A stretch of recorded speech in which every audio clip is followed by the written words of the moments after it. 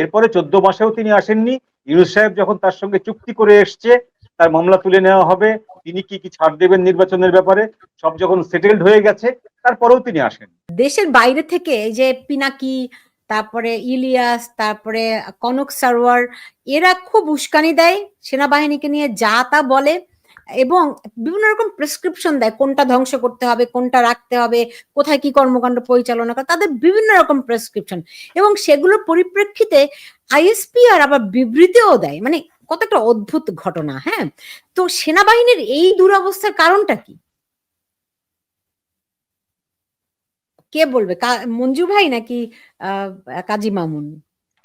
মঞ্জু ভাই। জি, আপনি কাকে প্রশ্ন করেছেন সেটা বলুন, দেখি আমরা বলি। আচ্ছা আপনি বলুন, মঞ্জু ভাই আপনি বলুন। না আচ্ছা, এটা আইএসপিআর এর পক্ষ থেকে যে বিবৃতিগুলো দেয় সেই বিবৃতিগুলোতে যেভাবে বক্তব্য দেওয়া হয় সেটি বললাম তো, যে সাধু সন্তদের বক্তব্য হয়, সেটা সেনাবাহিনীর বক্তব্য এরকম হতে পারে না।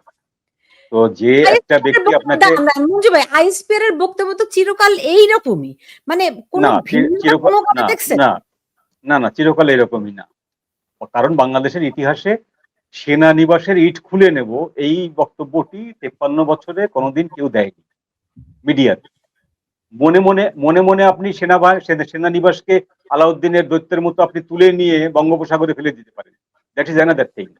কিন্তু আপনি প্রকাশ্যে মিডিয়াতে সেনাবাহিনীকে বের করে দেবে, সেনানিবাস গুড়িয়ে দেবেন, ইট খুলে নেবেন, ওয়াকারকে আপনি ফাঁসি দেবেন, ঝুলাবেন, এই কথাগুলো কিন্তু প্রকাশ্যে বাংলাদেশে 53 বছরের ইতিহাসে কেউ বলেনি। সুতরাং এই কথা বললে আইএসপিআর এর বক্তব্য কেমন হয় এটা আমরা অতীতে জানতাম না। এবার জানলাম যে আইএসপিআর এর বক্তব্য হয় যে ওই ওয়াকার সাহেব যে বক্তব্য দিয়েছেন সেই একই বক্তব্য, বাচ্চা মানুষ বলে ওরা ভুল করে ফেলেছে, বড় হলে লজ্জা পাবে। তো এখন যেটা ঘটছে যে সত্যি কথা বলতে কি, সেনাবাহিনীর বিরুদ্ধে যে মামলা হয়েছে, সেনাবাহিনীর বিরুদ্ধে যে গ্রেপ্তারি পরোয়ানা জারি হয়েছে, আমাদের জনগণের উচিত হচ্ছে এখন জাস্ট দেখা আমাদের। হ্যাঁ, আমি মঞ্জু ভাইয়ের সাথে একমত, আমাদের আসলে কিছু করার নেই। এটা মানে কি ঘটছে ঘটছে, যদি খারাপ ঘটে ওদের গাফিলতির কারণে ঘটেছে, যদি ভালো ঘটে ওদের শুভবুদ্ধি উদয় হওয়ার কারণে ঘটবে। ওকে, এর মাঝামাঝি কোনো পথ নেই। অনেকেই বলছেন যে দেখুন, তারেক রহমান দেশে আসার আগে সেনাবাহিনীকে ক্লিনজিং করা হচ্ছে, এটি কি তার অংশ কিনা? তারেক রহমানকে ধরুন আপনার ডিজিএফআই এর সময় যে তাকে ডেকে নিয়ে জিজ্ঞাসাবাদ করা হয়েছিল, সেখানে যারা সেই সময় অংশগ্রহণ করেছিল তাদের সেই সময়কার র্যাঙ্ক ছিল কেউ মেজর, কেউ ক্যাপ্টেন, কেউ সাধারণ সিপাহী বা হাবিলদার, এরকম মেজর র্যাঙ্কের উপরে কেউ ছিল না। তো এখন ধরুন তাদের সবাই চাকরিতে নেই, তাদের কেউ কেউ আছে। তো তাদেরকে নিরাময় করে ফেললেই, তাদেরকে আপনি চাকরিচ্যুত করে ফেললেই কি তারেক রহমান সাহেব নিরাপদ বোধ করবেন? ব্যাপারটা কি এত সহজ? আর সেনাবাহিনীর কথা কেন বলছেন? তারেক রহমান কি তার নিজের দলের কাছেই নিরাপদ? তাই যদি নিরাপদ হতেন তাহলে তিনি 5 তারিখে কেন আসলেন না আগস্ট মাসে? আগস্ট মাসের 5 তারিখ থেকে আগস্ট মাসের 8 তারিখ পর্যন্ত দেশে কোনো গভর্নমেন্ট ছিল না, কোনো ইউনুস ছিল না, কোনো ওয়াকার ছিল না, কেউ ছিল না। দেশ চলেছে ফি সাবিলিল্লাহ হিসাবে। তো তখন তো তিনি চলে আসতে পারতেন। তখন তো বাংলাদেশে কেউ তাকে জিজ্ঞেস করতো না হোয়ার ইজ ইউর পাসপোর্ট, কেউ জিজ্ঞেস করতো না। তখন এভরিবডি বিপ্লবী, এভরিবডি তখন হচ্ছে আপনার সংগ্রামের একটা অংশ। তিনি আসেননি। এরপরে 14 মাসেও তিনি আসেননি। ইউনূস সাহেব যখন তার সঙ্গে চুক্তি করে এসছে তার মামলা তুলে নেওয়া হবে, তিনি কি কি ছাড় দেবেন নির্বাচনের ব্যাপারে, সব যখন সেটেলড হয়ে গেছে তারপরেও তিনি আসেন। এখন তিনি আসার জন্য সেনাবাহিনীকে ক্লিনজিং করা হচ্ছে, আমি এটা বিশ্বাস করি না। সেনাবাহিনীকে ক্লিনজিং করার প্ল্যান এটা আরো সুদূর প্রসারী। এইটি আমি এখানে আলোচনা করতে পারবো না, এটা আলোচনা করা সমীচীন না। মানে এই প্ল্যানটি অনেক সুদূর প্রসারী প্ল্যান, এবং এই প্ল্যানের সাথে আপনি অনেক কিছুকে মেলাতে পারবেন, এবং সেই প্ল্যানগুলো যে কতটা ভয়াবহ, কতটা লোমহর্ষক, এটা আপনি আমি চিন্তাও করতে পারবো। ঘটতে দেন, আমাদের দরকার ছিল এই ইলেকশন গুলো। ধন্যবাদ। না, আমি তো আপনার কথা শুনে স্তম্ভিত হয়ে যাই, কথাও হারিয়ে ফেলি যে কি বলবো, কারণ আমরা তো কেউই চাই না আমাদের দেশটার এত বড় ক্ষতি হয়ে যাক, কিন্তু এটা বোধহয় কোনোভাবে এড়ানো যাচ্ছে না, নাকি? আপা, আমি মনে করি এখনো সময় আছে। কেন ধরেন, আপনি রাষ্ট্রীয় যতগুলো অঙ্গকেই আপনি দুর্বল করেছেন, দুর্বল করা হয়েছে, এর মানে এই না যে আপনার প্রত্যেকটা মানুষকেই করাপ্টেড করা হয়েছে, এমন এর মানে এই না যে প্রত্যেকটা পুলিশের বা ডিবির বা আমাদের প্রশাসনে যারা আছেন প্রত্যেকটা মানুষকেই যে বদলে ফেলা হয়েছে তা কিন্তু না। এরা হচ্ছে যেহেতু অল্প সময়ের মধ্যে ওরা কাজগুলো করেছে, স্ট্র্যাটেজিক কিছু পজিশন গুলোকে ওরা এমন কেন কিছু কিছু পরিবর্তন এনেছে যেন ওরা নিয়ন্ত্রণ আনতে পারে, এবং এই গেমগুলো খেলেছে জামাত। বিএনপি করেছে হচ্ছে আপনার রাস্তায় সন্ত্রাসী চাঁদাবাজি ওগুলো করেছে, আর ভিতরে প্রশাসনিক যে পরিবর্তনগুলো সেই পরিবর্তনগুলো তো ছিল জামাত। এবং তারেক রহমান আসলে আর পরবর্তীতে মানে যদি আসেও এই ক্রাইসিসটা প্রথমে সে ভাবছে সে ক্ষমতায় পেয়ে যাবে, কিন্তু আসলে তা হচ্ছে না। তাকে এত সহজে ক্ষমতাও কাজী মামুনের নেটওয়ার্কটা বোধহয় আবার হারিয়ে গেছে। মঞ্জুরুল হক, আমাকে যদি একটু বলেন যে দেখুন, অনেকে এটাও বলছে যে 2007 সালে 2007 থেকে 9 সাল পর্যন্ত, মানে যে সময়টিতে তারেক রহমানের উপর আটক হয়েছিল, তারেক রহমানকে উপর নির্যাতন হয়েছিল, সেই সময়টিতে যে সমস্ত কর্মকর্তারা ছিলেন তাদেরও বাদ দেওয়ার একটা কথাবার্তা হচ্ছে। তো এইটা যদি হয়ে থাকে তাহলে বর্তমান সেনাপ্রধানের ভবিষ্যৎ কি হবে? মামুন এসছে, আপনি মামুনের কথাটি শেষ করুন। আচ্ছা আচ্ছা, আমি আমার বক্তব্যটা শেষ করি। আচ্ছা, আপনার প্রশ্নের সাথে আসলে সম্পর্ক যুক্ত করা যেতে পারে সেটা কারণ হচ্ছে যে আপনার মানে যে পুরো মেটিকুলাস প্ল্যান যেটা, ঠিক আছে, আপনি শুধুমাত্র আমার মনে হয় মঞ্জু ভাই হয়তো কিছুটা বুঝতে পারতেছেন বাট প্রকাশ্যে হয়তো বলতে পারতেছেন না, কিন্তু সেই প্ল্যানের কিন্তু আমরা যতটুকু জানি এটা এখন পর্যন্ত কিন্তু ভিন্ন কিছু হচ্ছে না, ভিন্ন কিছু হয়নি। এই জন্য আজকের ঘটনা থেকে আমি খুব একটা অবাক হইনি যে আজকে হোক কালকে হোক সেনাবাহিনীকে সেনাবাহিনীর মুখোমুখি দাঁড় করাইতেই হবে। তারেক রহমান যে স্টাইলে রাষ্ট্র চালাতে চান সেই স্টাইলে রাষ্ট্র চালাইতে গেলে বা হচ্ছে আপনার জামাত যে স্টাইলে আসলে তাদেরকে তুলে ধরতে চায়, এখন তারেক রহমানের বক্তব্য থেকে এসেছে তারেক রহমান জানে তারেক রহমান কি বলছে এই এনসিপি বিষয়ে, যে হ্যাঁ বলছে যে মানে আমাদের অভিজ্ঞতা আছে রাষ্ট্র চালানোর, সেই অভিজ্ঞতাতে কি কি যুক্ত আছে সেই প্রসঙ্গে আমরা না যাই। সেখানে সে খাম্বা নিয়ে কি করেছে, সেখানে সে আওয়ামী লীগের উপর নিধনের জন্য কি করেছে, সেখানে সে সরাসরি অস্বীকার করেছে সাংবাদিকদের উপরে নিপীড়নের কথা, যদিও গতকাল একজন সাংবাদিক সাক্ষ্য দিলেন যে 2 শতাধিক সাংবাদিক তাদেরকে কিভাবে নিপীড়ন করা হয়েছে সেই গত 5 বছর সময়কালে। এখন একের পর এক সে জানে যে কি ফেস করতে যাচ্ছে। এখন এই কনফ্লিক্টটা আরো বাড়বে। মানে দুঃখজনক হলেও সত্য, আমি একটা শব্দ দিয়েই বাংলাদেশের ভবিষ্যৎ ডিফাইন করতে পারি, সেটা হচ্ছে গৃহযুদ্ধ, যেটা আমাদের কারোরই আসলে কাম্য না। তো আমরা তারেক রহমানের বক্তব্যে একটা প্রতিশোধের আকাঙ্ক্ষা তীব্রভাবে দেখেছি।